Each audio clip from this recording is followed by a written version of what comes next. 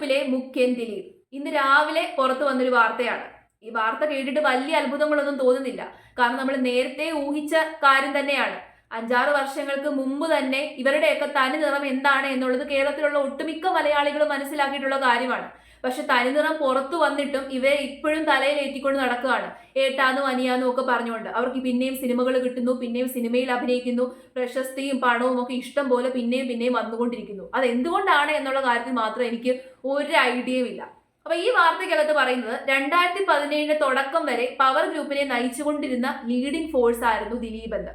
2017 ശേഷമാണല്ലോ മറ്റേ നടി ആക്രമിക്കപ്പെട്ട സംഭവം ഉണ്ടാകുന്നത്. അത് കേസായി, കോടതിയിൽ പോകുന്നു, അതിനുശേഷം അമ്മയിൽ നിന്നൊക്കെ പുറത്തായി. അതിനു മുമ്പ് വരെ ഇതിനകത്ത് മെയിൻ ആയിട്ട് നിന്നുകൊണ്ടിരുന്ന വ്യക്തി ഇദ്ദേഹമാണ്. ഒരുപാട് യുവനടന്മാരുടെ അവസരങ്ങൾ ഇല്ലാതെയാക്കിയതും അവർക്ക് വിലക്ക് ഏർപ്പെടുത്താനും ഒക്കെ കാരണമായത് ഇദ്ദേഹമായിരുന്നു അത്രേ. അപ്പൊ ആ യുവനടന്മാരുടെ പേരിൽ പൃഥ്വിരാജിന്റെ പേരുണ്ട്, കുഞ്ചാക്കോ ബോബന്റെ പേരുണ്ട്, അതുകൂടാതെ തന്നെ ഭാവന, പിന്നെ പാർവതി തിരുവോത്ത്. അപ്പൊ ഇത്രയും നടീ നടന്മാരുടെയൊക്കെ അവസരങ്ങൾ ഇല്ലാതെയാക്കിയതും അവർക്ക് വിലക്ക് ഏർപ്പെടുത്താനും ഒക്കെ കാരണമായത് ഈ ഒരു മഹാനാണത്രേ. അതുകൂടാതെ തന്നെ ഒരുപാട് വേദികളിലും ഒരുപാട് അവസരങ്ങളിലും ഒക്കെ സംവിധായകൻ വിനയൻ ഒരുപാട് തവണ പത്രപ്രവർത്തകരോട് പറയുന്നത് ഞാൻ കേട്ടിട്ടുണ്ട്. ദിലീപാണ് അദ്ദേഹത്തിന് വിലക്ക് ഏർപ്പെടുത്താൻ ഒരു മെയിൻ കാരണമെന്ന്.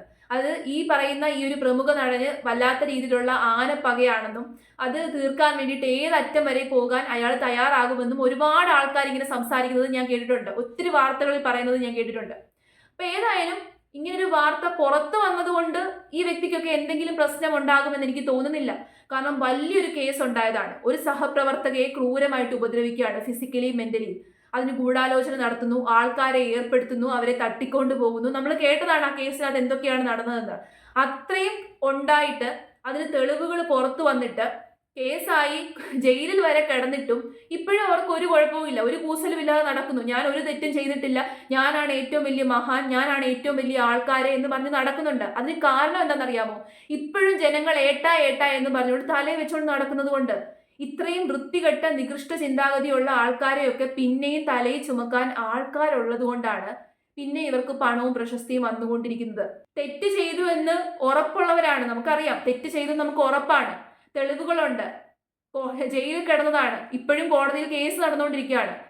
2017 നടന്നൊരു സംഭവമാണ്. 2017 നടന്ന ആ ക്രൂരമായിട്ടുള്ള പ്രവർത്തിക്ക് ഇപ്പോഴും കൃത്യമായിട്ടൊരു ശിക്ഷ കിട്ടുന്നില്ല. ഇപ്പോഴും കേസ് കോടതി കയറി ഇറങ്ങി നടക്കുകയാണ്. അതിൽ നിന്ന് തന്നെ വ്യക്തമാണ് നമ്മുടെ നിയമവ്യവസ്ഥയുടെ പോരായ്മ. ഇനി ഇങ്ങനെ ഒരു വിഷയം അല്ലെങ്കിൽ ഇങ്ങനെ ഒരു കേസ് പുറത്തു വന്നതുകൊണ്ട് മാത്രം പ്രത്യേകിച്ച് ഒന്നും ചെയ്യാനില്ല, അവർക്കൊന്നും പറ്റാനില്ല. അവരുടെ ശരീരത്തിൽ ഒരു രോമം പൊഴിയുന്ന ആ ഒരു എഫക്റ്റ് മാത്രമാണ് ഇവർക്കൊക്കെ ഉണ്ടാകുന്നത്. നമ്മൾ നോക്കിക്കഴിഞ്ഞാൽ അമ്മയിലെ എല്ലാ അംഗങ്ങളും കൂട്ടത്തോടെ രാജിവെച്ചു. അതിനകത്ത് മോഹൻലാലും പെടും. അദ്ദേഹം അത്രയും വലിയൊരു പൊസിഷനിൽ ഇരുന്നിട്ട്, ഇത്രയും വലിയൊരു താരരാജാവായിട്ട് ഇരുന്നിട്ട് ഇങ്ങനെ ഒരു വിഷയം വന്നിട്ട് ഒരു എക്സ്പ്ലനേഷൻ തരാൻ പോലും അയാൾ തയ്യാറായില്ല. ആരുടെയും കൂടെ നിൽക്കണ്ടായിരുന്നു, ആരുടെയും പക്ഷം ചേരണ്ടായിരുന്നു, ഒന്നും ചേരണ്ടായിരുന്നു. പക്ഷെ അറ്റ്ലീസ്റ്റ് ഒരു വാക്കുകളിലൂടെ, കുറിപ്പുകളിലൂടെ പോലും അതിനെക്കുറിച്ച് ഒരു എക്സ്പ്ലനേഷൻ നടത്തരാനോ ഹേമ കമ്മിറ്റി റിപ്പോർട്ടിനെ കുറിച്ച് സംസാരിക്കാനോ തയ്യാറായില്ല. എന്തൊരു മോശമാണ് അത്. അത് ഒട്ടും റെസ്പെക്ട് അർഹിക്കുന്ന കാര്യമല്ല. അറ്റ്ലീസ്റ്റ് എന്തെങ്കിലും ഒരു കാര്യം, എന്തെങ്കിലും ഒരു സ്റ്റേറ്റ്മെന്റ് അദ്ദേഹത്തിന്റെ വായിൽ നിന്ന് നമ്മൾ എല്ലാവരും പ്രതീക്ഷിച്ചതാണ്. അങ്ങനെ ഒരു സ്റ്റേറ്റ്മെന്റ് നൽകണമായിരുന്നു. ഇത്രയും വലിയൊരു താരരാജാവാണ്, ഇത്രയും ആൾക്കാർ തലയെ കയറ്റി വെച്ചുകൊണ്ട് നടക്കുന്ന വ്യക്തിയാണ്. ഇവരൊക്കെ ഇങ്ങനെ വളർന്ന് പന്തലിക്കാൻ കാരണം തന്നെ നമ്മളാണ്. അപ്പൊ നമ്മൾ അങ്ങനെ ഒരു സ്റ്റേറ്റ്മെന്റ് അർഹിക്കുന്നില്ലേ? അങ്ങനെ ഒരു സ്റ്റേറ്റ്മെന്റ് നമ്മളോട് പറയണ്ടേ? രാജിവെച്ച് എല്ലാ ഉത്തരവാദിത്തങ്ങളിൽ നിന്ന് അങ്ങ് ഒളിച്ചോടി. അത് കഴിയുമ്പോൾ പിന്നെ ഒന്നും ചെയ്യണ്ടല്ലോ, ഒന്നും പറയണ്ട. ആരെങ്കിലും ചോദിച്ചു കഴിഞ്ഞാൽ ഞാനിപ്പോ അമ്മയിലെ ഭാരവാഹിയല്ല എന്ന് പറഞ്ഞു കഴിഞ്ഞാൽ എല്ലാം ശുഭമായല്ലോ, കംപ്ലീറ്റ് ആയി. ഇപ്പം ഈ പറഞ്ഞ ഈ നടൻ ദിലീപ്, ഇദ്ദേഹത്തിന്റെ കേസുകളും കാര്യങ്ങളും ഒക്കെ പുറത്തു വന്നതാണ്, വർഷങ്ങൾക്ക് മുമ്പ് പുറത്തു വന്നതാണ്. ഇവരൊക്കെ എന്തൊക്കെയാണ് ചെയ്തുകൊണ്ടിരിക്കുന്നത് നമ്മൾ അറിഞ്ഞതാണ്. നടി ആക്രമിക്കപ്പെട്ട കേസിൽ ഇൻവോൾവ് ആയിട്ടുള്ള ആ നടി, അവരെ ഏതൊക്കെ രീതിയിലാണ് ഉപദ്രവിച്ചത്, അവരെ ഏതൊക്കെ രീതിയിലാണ് ടോർച്ചർ ചെയ്തത്, അവരുടെ സിനിമ അവസരങ്ങൾ ഇല്ലാതെയാക്കി, അവരെ ഫിസിക്കലി മെന്റലി ഉപദ്രവിച്ചത് പോരാഞ്ഞ് അവരുടെ വർക്കും ഇല്ലാതെയാക്കി. ഇത്രയും ദ്രോഹം ചെയ്ത ഒരു വ്യക്തിയെ പിന്നെയും മലയാള സിനിമ ഏറ്റെടുക്കുന്നുണ്ടല്ലോ എന്ന് പറയുമ്പോൾ അത് വല്ലാത്തൊരു അത്ഭുതമാണ്. ഇവരെയൊക്കെ മാറ്റി നിർത്തേണ്ടതാണ്. തെറ്റ് ചെയ്തവരെ മാറ്റി നിർത്തുക, അവർക്ക് ശിക്ഷ വാങ്ങിച്ചു കൊടുക്കുക, അതിനല്ലേ നിയമം. പക്ഷേ ഇവരെയൊക്കെ സംരക്ഷിച്ച് പിടിച്ചേക്കുകയാണ്. കാരണം കാശുണ്ട്, അധികാരമുണ്ട്, കാശും പവറും ഒക്കെ കയ്യിലുള്ളത് കൊണ്ട് തന്നെ ഇവരെ സംരക്ഷിച്ച് പിടിച്ചേക്കുവാണ്. കോടതി കേസ് ഇങ്ങനെ നടത്തിക്കൊണ്ട് പോകും. ഇനി ഇവർക്കൊക്കെ 80-90 വയസ്സൊക്കെ ആയിട്ട് ശിക്ഷ വാങ്ങിച്ചു കൊടുക്കാനായിരിക്കും കോടതി ഇരിക്കുന്നത്, എനിക്കറിയില്ല. ഇത്രയും വർഷക്കാലം ഇങ്ങനെ കേസ് നീട്ടിക്കൊണ്ട് പോകുന്നത് എന്തുകൊണ്ടാണ്? കൃത്യമായിട്ടുള്ള തെളിവുകളൊക്കെ ആ സമയത്ത് പുറത്തു വന്നതാണ്. പക്ഷെ അത്രയും തെളിവുകൾ പുറത്തു വന്നിട്ടും ഇപ്പൊ ആ തെളിവുകൾക്കൊന്നും ഒരു പ്രാധാന്യവുമില്ല. ആ തെളിവുകളൊക്കെ ഓൾട്ടർ ചെയ്തു, ആ തെളിവുകളൊക്കെ നശിപ്പിക്കപ്പെട്ടു. അങ്ങനെ എന്തൊക്കെ ഗൂഢാലോചനയാണെന്നറിയാമോ ആ ഒരു കേസിൽ മാത്രം നടന്നത്. നടി ആക്രമിക്കപ്പെട്ട ആ കേസിൽ മാത്രം നടന്നത് എന്തോരം ഗൂഢാലോചനയാണ് നിങ്ങൾ ആലോചിച്ച് നോക്കിക്കുക. അത്രയും വലിയ ക്രിമിനൽ മൈൻഡഡ് ആണ് ഇവരൊക്കെ. അപ്പൊ ഇത്രയും വലിയ ക്രിമിനൽ മൈൻഡഡ് ആയിട്ടുള്ള ആൾക്കാർ ഇതിന്റെ ബാക്ക്ഗ്രൗണ്ടിൽ എന്തൊക്കെ ചരടുകൾ വലിച്ചിട്ടുണ്ടാകുമെന്നൊന്ന് ആലോചിച്ച് നോക്കിക്കേ. അങ്ങനെയുള്ള ആൾക്കാരെയാണ് ഇപ്പോഴും നിലനിർത്തി കൊണ്ടുപോകുന്നത്. അതിലാണ് വലിയൊരു അത്ഭുതം. നമ്മളാണ് തലയിൽ വെച്ചുകൊണ്ട് നടക്കുന്നത്. ഇപ്പോഴും ഇവരൊക്കെ വലിയ സിനിമാ നടന്മാരായിട്ട് വിലസുന്നുണ്ടെങ്കിൽ ആ സിനിമ കാണാൻ പോകുന്ന നമ്മളും കൂടിയാണ് തെറ്റുകാര്. ഇങ്ങനെ തെറ്റ് ചെയ്തിട്ടുണ്ട് എന്ന് പറയുന്നവരെ മാറ്റി നിർത്തണം, അവർക്ക് കൃത്യമായിട്ടുള്ള ശിക്ഷ വാങ്ങിച്ചു കൊടുക്കണം. അതിനും കൂടി നമ്മൾ നിയമം കൊണ്ടുവരണം. നിയമത്തെ ഓൾട്ടർ ചെയ്യണമെന്നുണ്ടെങ്കിൽ ഓൾട്ടർ ചെയ്യണം. നമ്മുടെ നിയമവ്യവസ്ഥ വീക്ക് ആണെന്നുണ്ടെങ്കിൽ അതിനെ സ്ട്രോങ് ആക്കാനുള്ള സംവിധാനങ്ങൾ ചെയ്യണം. ഒരു റേപ്പ് ചെയ്തൊരു വ്യക്തി, ഒരു സ്ത്രീയെ ക്രൂരമായിട്ട് ബലാത്സംഗം ചെയ്ത് ആ സ്ത്രീയെ ക്രൂരമായിട്ട് ഉപദ്രവിച്ച ഒരു വ്യക്തിയെ പിന്നെ ഇങ്ങനെ വെച്ചോണ്ടിരിക്കുവാണ്. ജയിലിലിട്ട് അവനെ വീർപ്പിച്ചോണ്ടിരിക്കുവാണ്, തീറ്റിപ്പോറ്റി അവനെ വീർപ്പിച്ചോണ്ടിരിക്കുകയാണ്. അതാണ് നടന്നുകൊണ്ടിരിക്കുന്നത്.